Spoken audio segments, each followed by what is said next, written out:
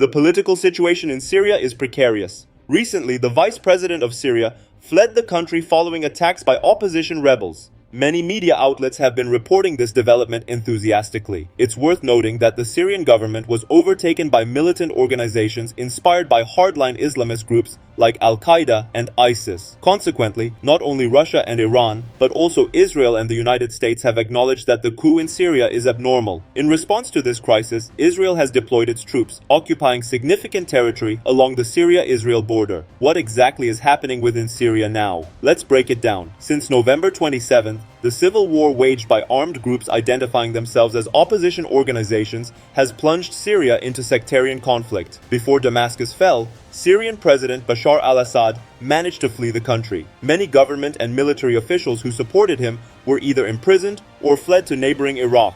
Currently, the opposition alliance, led by the Tahrir al-Sham organization, has seized full control of the country and is carrying out a series of brutal actions, including mass killings.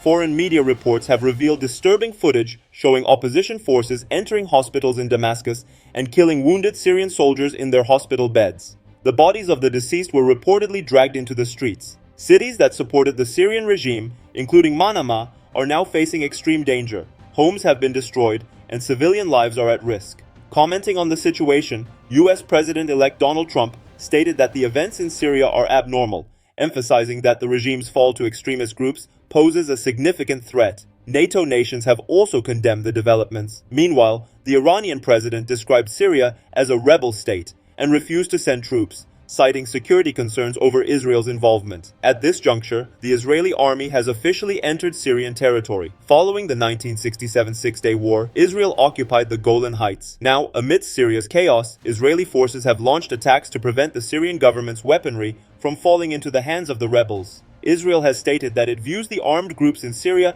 as a major security threat, given their alignment with extremist ideologies and their historical ties to Iran. The Israeli strikes have reportedly destroyed Syria's naval base in Latakia and the Mesa air base in Deir ez-Zor. Although Israel denies intentions to invade Syria fully, reports indicate its forces are stationed just 25 kilometers from Damascus. The international community remains deeply divided over these events.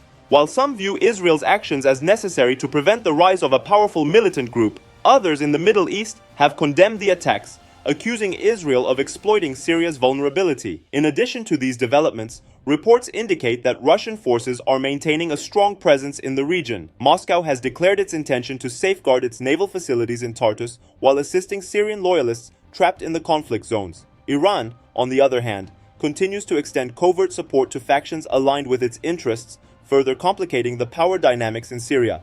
The humanitarian crisis in Syria is worsening daily. According to recent UN reports, over 12 million Syrians have been displaced, and countless others lack access to basic necessities like food, water, and medical care. International humanitarian organizations are calling for immediate aid to prevent further loss of life. Sadly, the Syrian people continue to endure endless wars. The nation has only experienced brief periods of peace in recent decades. Foreign media predict further massacres and destruction. As always, we hope for peace and stability to return to Syria soon.